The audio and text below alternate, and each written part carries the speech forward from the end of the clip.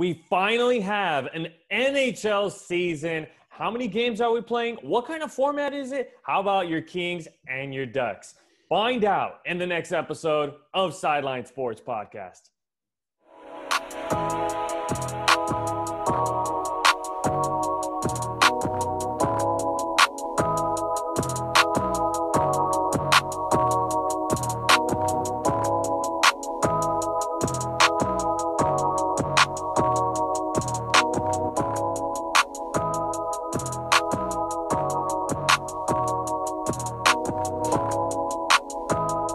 Welcome to Sideline Sports Podcast. If you're not on the sideline, it's not Sideline Sports Podcast.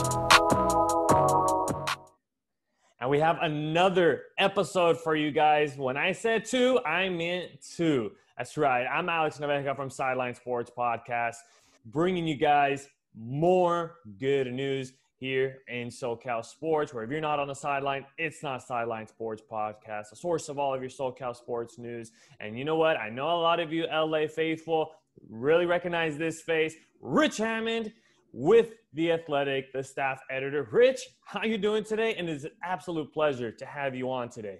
Hey, thanks, Alex. That's good. It's an exciting time, like you said, in LA sports, so it's good to be with you. Absolutely. With hockey starting up tomorrow, NBA having its season already, the Rams still alive in this one. Definitely a very exciting time in LA. But you know what? Let's get straight into the action, Rich. I mean, we talked about it. The Kings and the Ducks, their season starts tomorrow. And with the format of this season being 56 games and to reduce the travel, having to play the same team twice, that being the format as a regular, we talk about with this format and with going into the season, if you're the Kings and the Ducks, how do you manage the team that way? Do you change up the lines? Do you keep it the same with going into the games? Yeah, probably depend. Yeah, they're going to be playing a lot of those back-to-backs against the same team, which you really don't see very often. You see it occasionally when, maybe the Kings and Ducks would play each other once in Anaheim and once in LA, or maybe Phoenix, Arizona, something like that. But it's going to be happening a lot this year, more than it ever has before. So I think a lot of it will be dependent on what happens in the first game of those series. The team that wins, the teams that play as well, probably not going to want to change up a whole lot. They'll keep the same people probably in the same spots. I think the thing you would probably see is the goalies. That'll be very interesting to see how teams handle their goalies in that situation, because typically, not always, but more often than not, when there's those back-to-back situations, you see the goalies get split. One gets one game and then they travel and one gets the other. I'll be curious to see how that goes, because clearly some of these better teams are not going to be doing that. They're not going to be doing a 50-50 split. Might be a little different for the Kings, maybe a little different for the Ducks. So that's where I would really look at it. But the one thing that gets me with these back-to-backs is the play is going to get really chippy, because what happens is those teams that, when you get that familiarity, and familiarity breeds contempt. So when you're playing a team that often, I think there's a stretch later in the season where the Kings and Ducks basically play each other 5 times in a row. And I can't even imagine what that 5th game is going to look like, because they're just going to be so tired of each other and so angry with each other that it might set a record for penalty minutes. That's what I would say. Absolutely. It's going to be super interesting with those 4 straight games, 2 being in LA and then 2 being in Anaheim. It's going to be so fun if you're a Kings and a Ducks fan. One question transitioning to this topic is, how important is it for these youngsters, for the Kings, to know how important it is that this rivalry, LA versus OC? Yeah, they get into that a little bit, and it kind of ebbs and flows with they went so long without even playing each other in the playoffs, and the Kings kind of had other rivals. The Sharks were their big rivals for a while, with the way things were going, meeting each other in the playoffs a few times, and I think what you're seeing here is you're probably going to see these groups of young players on both sides kind of grow up with each other, kind of building this rivalry. At this point, there's not the rivalry's there, but both of these teams are so bad right now that you need them to be good. And I think what's going to happen here over the next couple of years, if things go to plan, is both of those teams are going to start to get better. It might not be this year, but next year, 2 years from now, you're going to see them rise into playoff teams, into potential division championship teams. So as that happens, as these teams get better, that'll happen naturally. That'll keep building and building, and then you'll see some really fun games. It's a lot more fun when there's fans in the stands, I've got to say, when it's one of those Kings Ducks games, either at Staples or at Honda Center. It really kind of brings a different atmosphere to that. So unfortunately, we're not going to get that this year, but those will still be very competitive and fun games, I think. Absolutely. I think it's not going to be a fun season. I mean, no fans. Without fans, I don't think these players are as motivated to play. They're definitely happy, very excited to be back on the ice and be playing there. But we were talking about it before we came on. How important is it to jump in and get those first points right away and going into a hot start with the season being so short?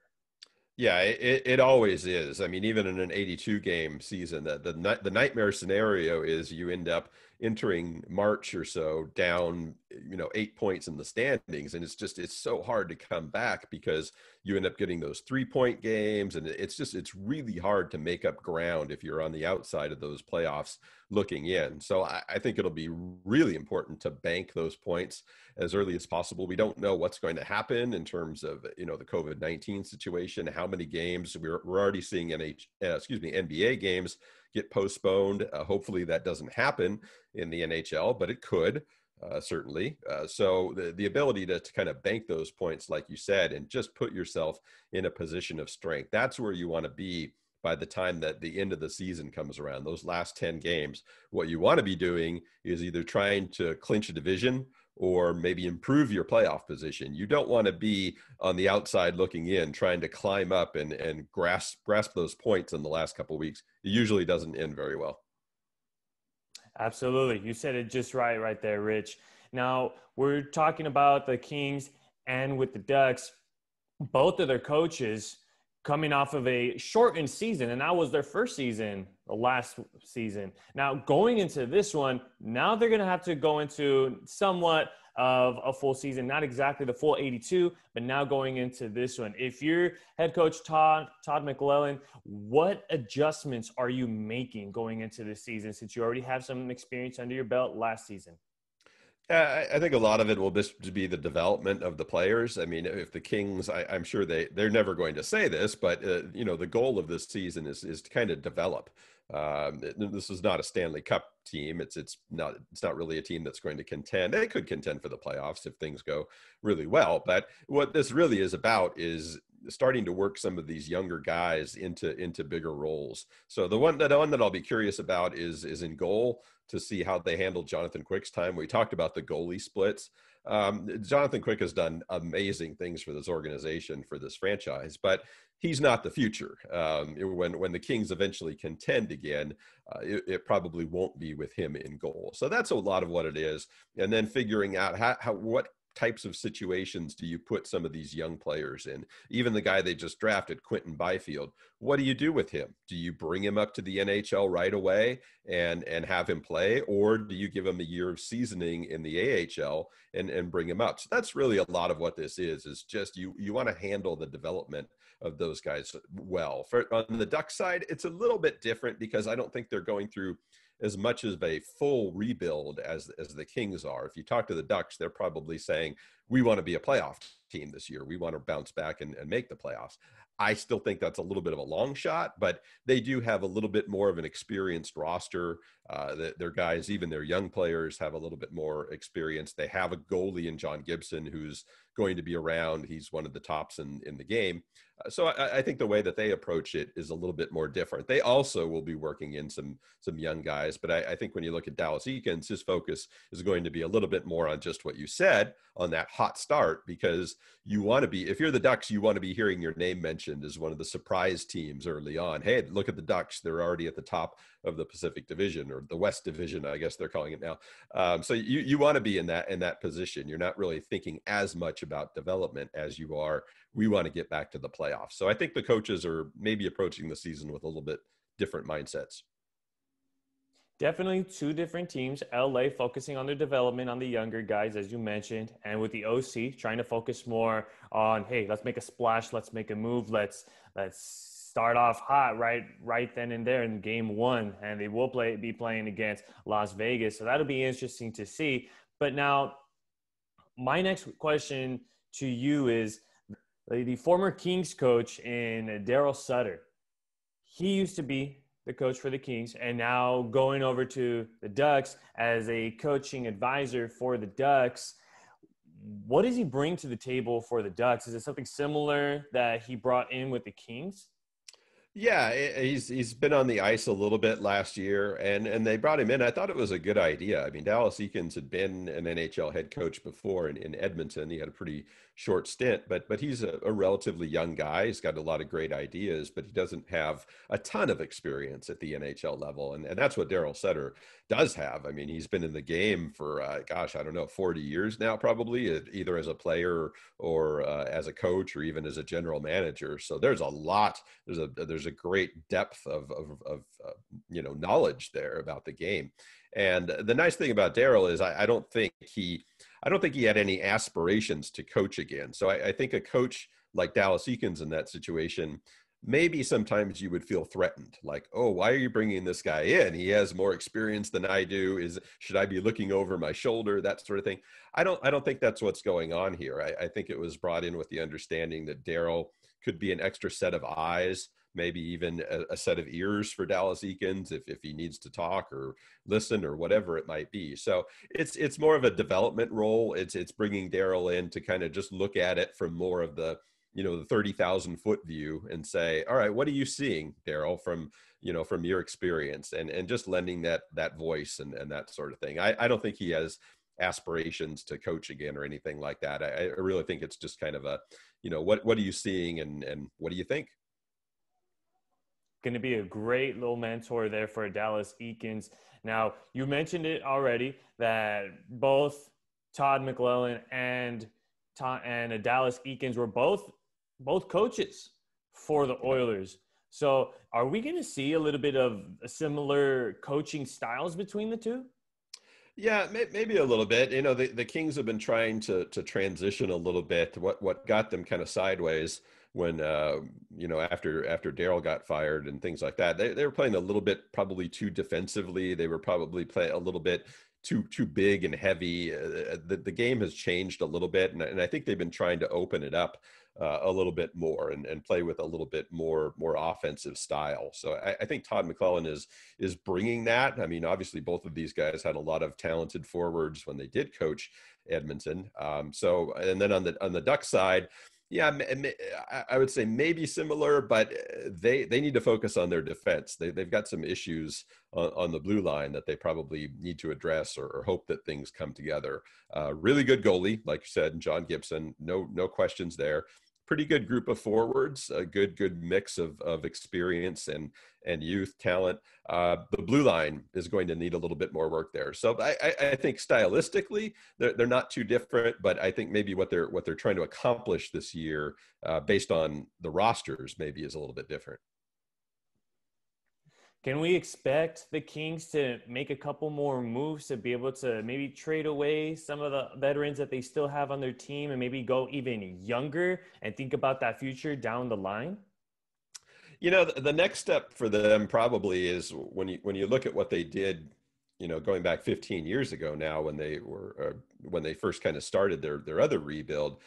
You build up the prospects, which is what they've done. They've done an excellent job in that so far. But at some point, you need to complement that with some more veteran guys. And that's what they did, again, going back 12 years ago or so, bringing in guys like Justin Williams or Jarrett Stoll and Matt Green, Willie Mitchell. These were all guys who had been experienced in the league.